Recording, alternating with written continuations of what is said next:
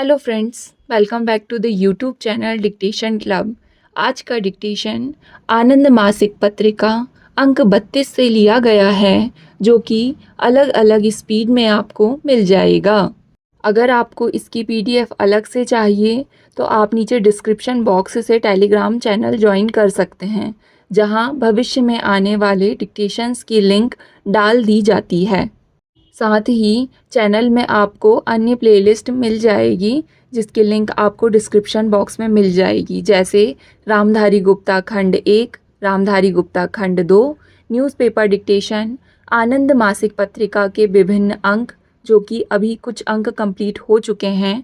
इसके अलावा आउटलाइन के शॉर्ट्स भी मिल जाएंगे।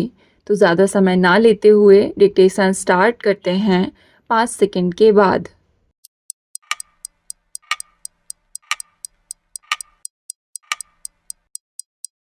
स्टार्ट। कर्नाटक में या किसी दूसरे राज्य में कहा गया था कि 33% की बजाय 46% महिलाएं चुनकर आई हैं।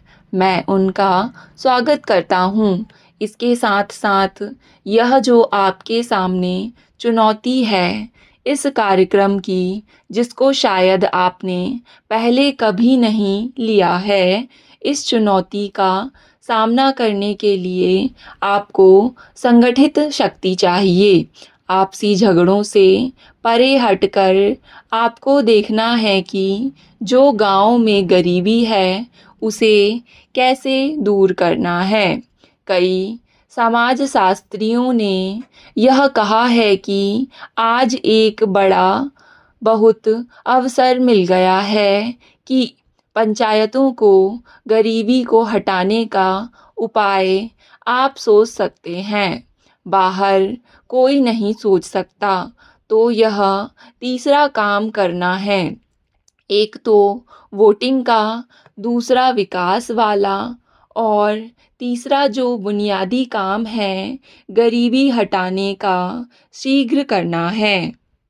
तो यह कोई तरीका नहीं है। और जब वहाँ आपको पौष्टिक आहार देना है तो मैं तो नहीं कहूँगा कि यह तो सरपंच साहब या जो महिला सदस्य हैं उनको अपने ऊपर लेना पड़ेगा। और यह बड़ी खुशी की बात है कि हमने महिलाओं का भरपूर सहयोग इन संगठनों में रखा है। वह चुनकर आई हैं और कहीं कहीं तो पुरुषों के बदले में ही चुनकर आई हैं। उपसभापति जी, यह आपकी परीक्षा भी होगी और आपकी सफलता भी होगी। पैसा वहाँ पहुँचाने की सीमा तक हमारी सफलता है, हमारा काम है।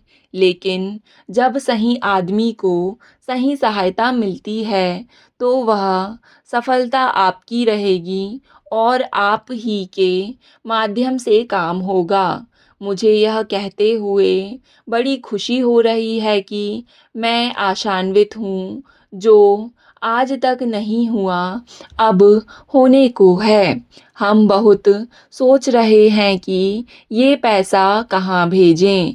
हम शासन में हैं और राजनीति में हैं और पार्टी राजनीति है, तो यह रुझान भी हमको देखने को मिला है कि यहाँ भेजा हुआ पैसा किसी और में अपने नाम से वहाँ खर्च किया, अपनी पार्टी के नाम से या अपनी पार्टी के बनाए हुए किसी लेबल के नीचे उस पैसे को खर्च किया।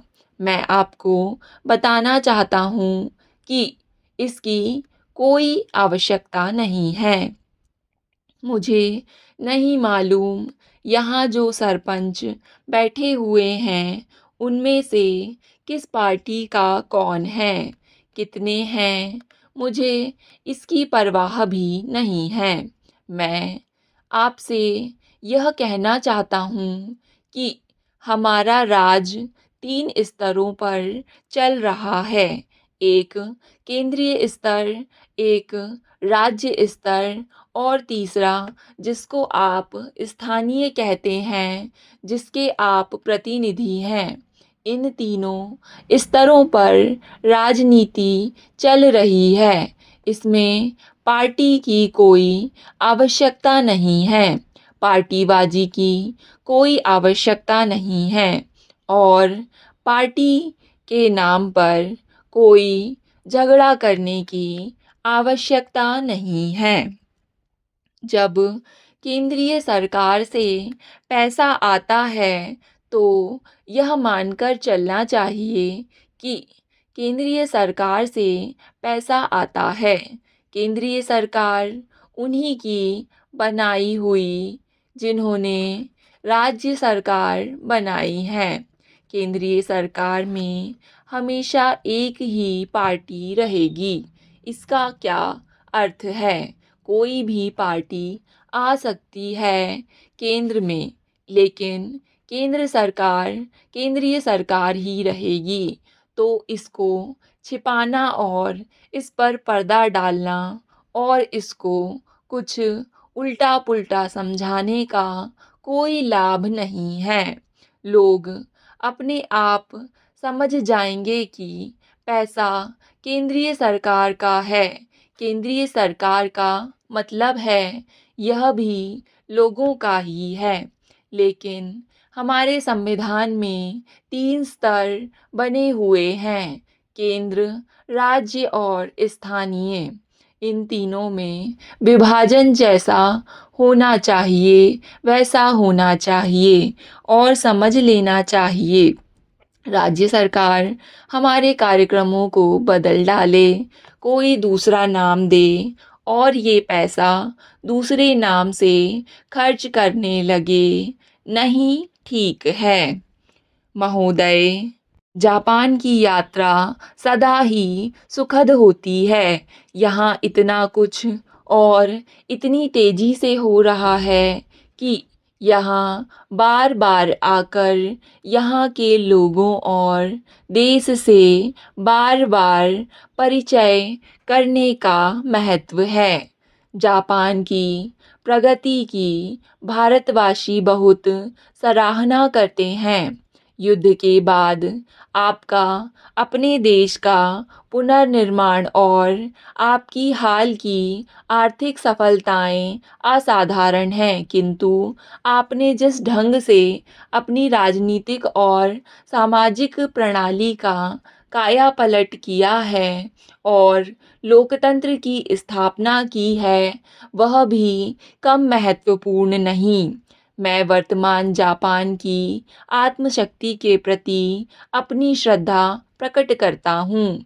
हम भारतवासी आपकी सफलताओं को बड़ी दिलचस्पी से देखते हैं और इस प्रयत्न में रहते हैं कि आपके कौन से अनुभव से हमें अपने प्रयत्नों में सफलता मिल सकती है। कोई चीज़ भी दूसरे से पूरी की पूरी उधार नहीं ली जा सकती, उसको लेकर आत्मसात करना होता है।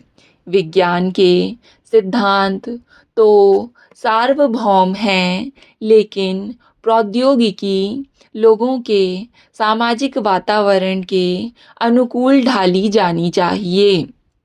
जो लोग भारत के बाहर हैं, उनके लिए हमारे देश को समझना और हमारे प्रयत्नों की विशालता का अनुमान लगाना कठिन है। हमने आपसे बहुत बाद में शुरुआत की। जब हम स्वतंत्र हुए तो हमारे देश के 500 से ऊपर राजनीतिक टुकड़े थे।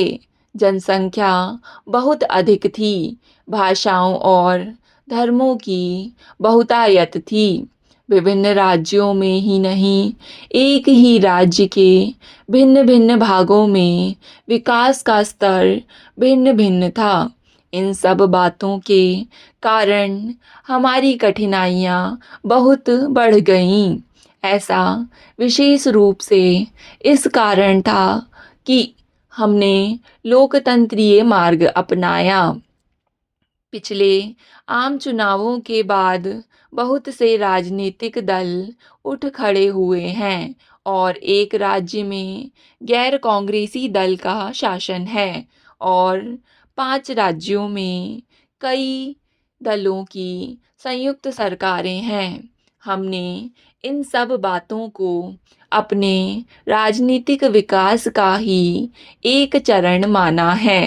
कुछ उग्रवादी दल हैं, फिर भी अपने उद्देश्य और तौर तरीकों में वे चाहे जितने भिन्न हों, हमें उनके मत को इस तरह ढालना है कि वे भी देश की एकता और प्रगति में पूरी तरह भागीदारी कर सकें। हमने अपने प्रयत्न पूरी ईमानदारी से भावनात्मक एकता और भागीदारी तो पैदा की है, लेकिन उसी से सशक्त स्थानीय परंपराएं भी जन्मी हैं। एकता का अर्थ एक सा होना नहीं होता। स्टॉप। डिक्टेशन पसंद आए तो वीडियो को लाइक तथा चैनल को सब्सक्राइब ज़रूर करें। धन्यवाद।